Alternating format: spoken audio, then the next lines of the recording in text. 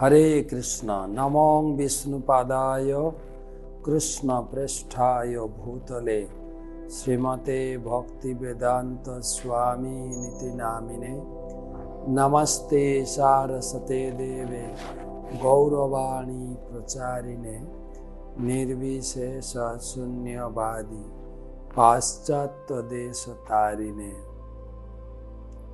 বিজয়া একাদশী, ফাল্গুন মাসের কৃষ্ণপক্ষের বিজয়া একাদশী আমরা কিভাবে করব?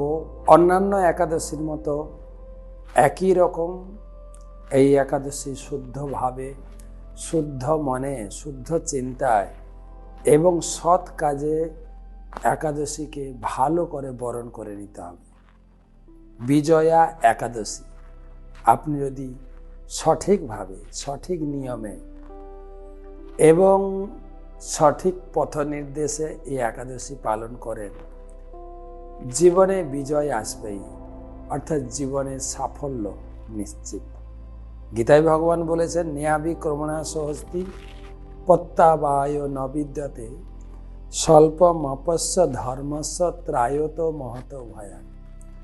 আমার প্রতি কৃতকর্ম নিশ্চিতভাবে ফলদায়ক, জীবনের মহাভয় থেকেও ত্রাণ করে। তো স্কন্দপুরাণে এই একাদশীর মাহাত্ম্য বর্ণিত আছে। মহারাজ যুধিষ্ঠিরের পরিপ্রশ্নে উত্তরে ভগবান কৃষ্ণ বললেন, এই একাদশীর নাম বিজয়া একাদশী। এই ব্রত পালনের আনুষঙ্গিক ফল হচ্ছে সকল পাপ বিনষ্ট করে। প্রত্যেকটা ব্রতের দুটো ফল আছে, এটা হচ্ছে আনুষঙ্গিক ফল আর হচ্ছে আত্যন্তিকী ফল। আনুষঙ্গিক ফল হচ্ছে আপনি সমস্ত পাপ থেকে মুক্ত হবেন। এই ব্রত পালনের আনুষঙ্গিক ফল হচ্ছে পাপ বিনষ্ট হয়। একবার নারদ ঋষি ব্রহ্মাকে জিজ্ঞাসা করে যে উত্তর পেয়েছিলেন সেটাই আমি আপনার কাছে বলবো। হে দেবশ্রেষ্ঠ, ফাল্গুন মাসের কৃষ্ণপক্ষের বিজয়া নাম্নী একাদশী রয়েছে, ইহার ব্রত ফল কৃপাপূর্বক বলুন। নারদের জিজ্ঞাসার উত্তরে ব্রহ্মা বললেন, এই পুরাতন ব্রত পাপ ও অত্যন্ত পাপ বিনাশকারী এবং অত্যন্ত পবিত্র। বস্তুত ইহার নাম সদৃশ ফলও রয়েছে। এই বিজয়া একাদশী মানুষকে নিঃসন্দেহে বিজয় দান করে থাকে, অর্থাৎ জীবনের প্রতিটি ক্ষেত্রে আপনি সাফল্য লাভ করেন, এমনকি অকৃতকার্যর ব্যাপারেও আপনার সাফল্য আসবেই। যখন মর্যাদা পুরুষোত্তম ভগবান রামচন্দ্র পিতৃসত্য পালনার্থ 14 বছর বনবাস করছিলেন, ভার্যা সীতা দেবী ভ্রাতা লক্ষণের সহিত গোদাবরী নদীর তটে পঞ্চবটী নামক এক সুন্দর বনে কিছুকাল বাস করতে থাকেন। এই বনে থাকাকালে রাক্ষসরাজ রাবণ তপস্বিনী সীতা দেবীকে হরণ করে নিয়ে যায়। সীতা দেবীর বিরহে রামচন্দ্র দুঃখে অভিভূত হয়ে পড়েন। সীতা দেবীর অন্বেষণে বনে বনে ভ্রমণ করতে করতে তার মরণোন্মুখ পক্ষীরা জটায়ুর সহিত সাক্ষাৎ ঘটে। জটায়ু রামচন্দ্রকে সীতাজির সকল বৃত্তান্ত শোনাইয়া স্বর্গলোকে রামচন্দ্রের কার্যে সহায়তা নিমিত্ত বহু বানর সৈন্য একত্রিত হয়। এদিকে কপিপতি হনুমানজির এই মহান কার্য সমাধা করেন। তিনি লঙ্কায় গিয়ে অশোক বাটিকায় জানকী দেবীর সহিত সাক্ষাৎ করেন এবং তৎপ্রীতি নিমিত্ত তাহাকে শ্রী রামচন্দ্র প্রদত্ত অঙ্গুরীয় প্রদান করেন। অতঃপর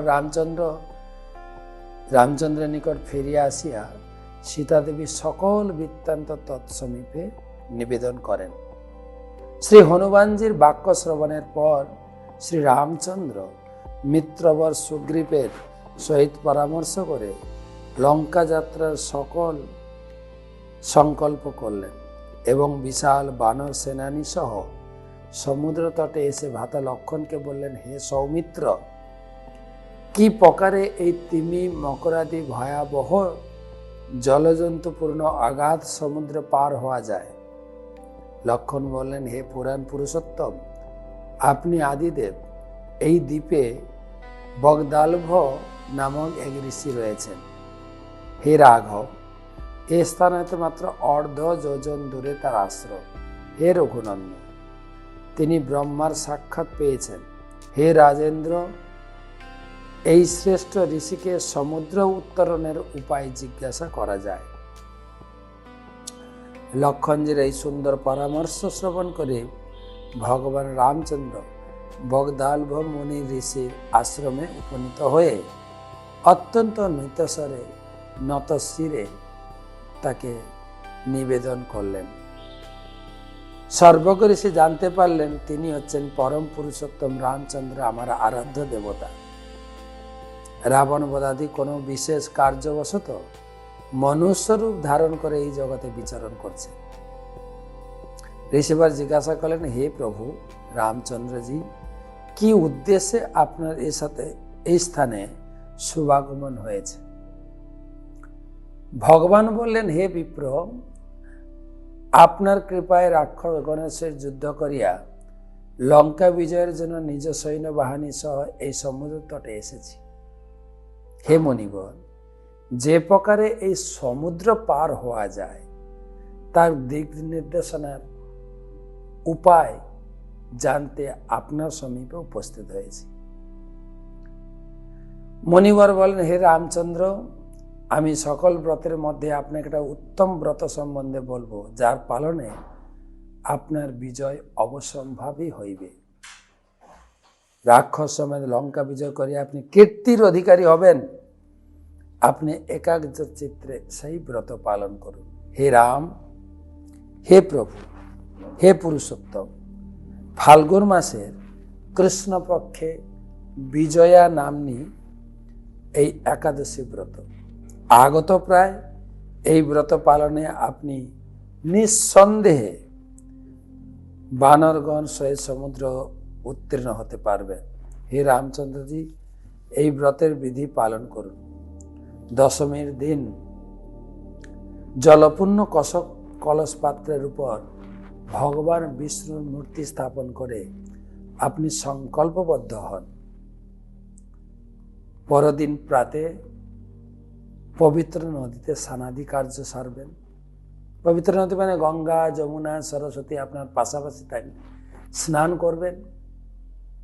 আর না হলে যেরকম আমাদের বিধান গুরুবর্গের কাছে পেয়েছি, আমার গুরু মহারাজ বলেছেন, গঙ্গা যদি আশে পিঠে না থাকে, যেখানে আমি স্নান করব 3 বার গঙ্গা গঙ্গা গঙ্গা উচ্চারণ করে আমি সেই জলে, পবিত্র জলে স্নান করে ভগবানের উদ্দেশ্যে মন্ত্রস্নান ওং অপবিত্র পবিত্র বা সর্বাবস্থান গত পিবা যস্মরেত পুণ্ডরিকাক্ষ বাহ্য অভ্যন্তর সূচি ওম শ্রী বিষ্ণু, ওম শ্রী বিষ্ণু।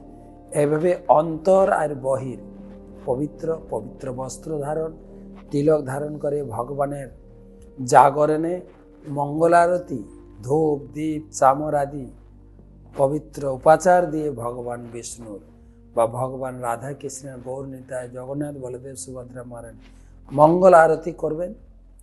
মঙ্গল আরতির পরে ভগবানের শৃঙ্গার এবং ভগবানের নাম জপ ধ্যানে নিমগ্ন হবেন। তারপরে তুলসী উপাসনা, গুরু বৈষ্ণবের উপাসনা, কিছু করণীয় অকরণীয়। করণীয় মধ্যে প্রথম করণীয় হচ্ছে কেবল কৃষ্ণ চিন্তা। গীতায় ভগবান বলেছেন, মনমনা ভব মদ্ভক্ত মজ্জাজি মাং নমস্কার। আমার চিন্তায়, আমার ভাবনায় তোমার দিনটিকে অতিবাহিত করো। সুচিন্তা, গীতা পাঠ, ভাগবত পাঠ। গীতা পাঠে বলা হয়েছে, দেবকী নন্দন কৃষ্ণ গীতা পাঠেন তুষ্যতি যথা ন বেদই দানেন যজ্ঞ তীর্থ ব্রতাদে। একাদশীর দিনে অবশ্যই গীতা ভাগবত পাঠ এবং গীতা ভাগবত পাঠ শ্রবণ একান্ত তাৎপর্যপূর্ণ। তারপরে নাম সংকীর্তন, দান ধ্যান, প্রচার কার্য সাধ্যমতো, গুরু কৃষ্ণ বৈষ্ণবের সেবার উদ্দেশ্যে আপনার সামর্থ্য মতো অর্থ দান। তবে কিছু কিছু অকরণীয়, কিছু কিছু করা উচিত নয়। প্রথম হচ্ছে মিথ্যা ভাষণ, ক্রোধ, চুরি, পরনিন্দা, পরচর্চা। ব্রত করতে গেলে কখনো কখনো শরীর শুষ্কতা বোধ হয়, শরীর মন খিটখিটে হয়ে যায়। অত্যন্ত সংযত পরায়ণ থাকতে হবে এবং সেই সঙ্গে বিভিন্ন বিধান আছে। নির্জলা করতে পারেন, নির্জলা রাত্রি জাগরণ, না হলে সন্ধ্যা পর্যন্ত উপবাস কমপ্লিট করে আপনি জল, দুধ, পানীয় গ্রহণ করেন। আর পারতপক্ষে কমপক্ষে আপনি ফলমূল, কিছু ফলমূল নির্দিষ্ট রয়েছে, সেই ফলমূল, সবজি, বাদাম সিদ্ধ, অনুকল্প প্রসাদ পেয়ে আপনি একাদশী ব্রত পালন করতে পারেন। তো গুরুবর্গ বলে থাকেন উপবাস মানে উপমানের নিকটে, ভগবানের নিকটে বাস। সৎ চিন্তা, সৎসঙ্গ এবং সৎ উপায়ে এই সময়টাকে অতিবাহিত করা এবং পরের দিন সকালে পারণের সময়সূচি দেখে, একাদশীর তিথিটা যতটাই গুরুত্বপূর্ণ, পরের দিন পারণটা আপনার এরিয়া অনুযায়ী পারণের সময়সূচি রয়েছে, সেই সময়সূচি বুঝে আপনি ভগবানের সেবা, পূজা, আহ্নিক আদি করার পরে যদি সময় থাকে আপনি ভগবানকে অন্ন ভোগ দিয়ে ব্রাহ্মণ বৈষ্ণবকে নিবেদন করে তাদের আজ্ঞা অনুযায়ী আপনি সেবন করবেন অন্নপ্রসাদ। এবং অন্নপ্রসাদ গ্রহণের পূর্বে আপনি আপনার পুরো ব্রতের ফল ভগবানকে নিবেদন করুন এবং ভগবানের কাছে ক্ষমা প্রার্থনা, যদি ব্রতে ভুল ত্রুটি হয়ে থাকে আমাকে ক্ষমা করুন, আমাকে শক্তি প্রদান করুন, আমি যেন আপনার ভজন চিন্তায় নিজেকে উৎসর্গ করতে পারি। একটা কথা আছে, মাধবী তিথি ভক্তি জননী যতনে পালন করি। এটা যে ভগবানের অত্যন্ত প্রিয় তিথি একাদশী তিথি, যত্নের সহিত পালনীয়। তবে যত্নভাবে করতে পারবো, মহৎ কৃপা বিনা কোনো কার্যের সিদ্ধে নয়। গুরু বৈষ্ণব শ্রীমতী রাধারানী গৌরনীতায়ের কাছে অহেতুকি প্রার্থনা করবেন যে এই ব্রতে যেন সৎ চিন্তা এবং সৎ বুদ্ধি প্রদান করেন ভগবান, এবং ভগবানের কৃপায় ব্রত পালন করে করতে পারবো। হ্যাঁ, কৃষ্ণ শক্তি বিনা নহে তার প্রবর্তন। ভগবান কৃষ্ণের কৃপা হলে, রাধারানীর কৃপা হলে একাদশী ব্রত ভালো করে করতে পারি। যাই হোক, যে ব্যক্তি বিধিপূর্বক এই ব্রত পালন করেন তিনি ইহলোকে পরলোকে সর্বত্র সর্বদা বিজয় লাভ করবেন। শ্রী ব্রহ্মা নারদকে বলেন, হে পুত্র, এই কারণে মনুষ্য মাত্রেই বিজয় একাদশী পালন করা অবশ্য কর্তব্য। বিজয়ের মাহাত্ম্য সকল পাপ বিনাশ করে।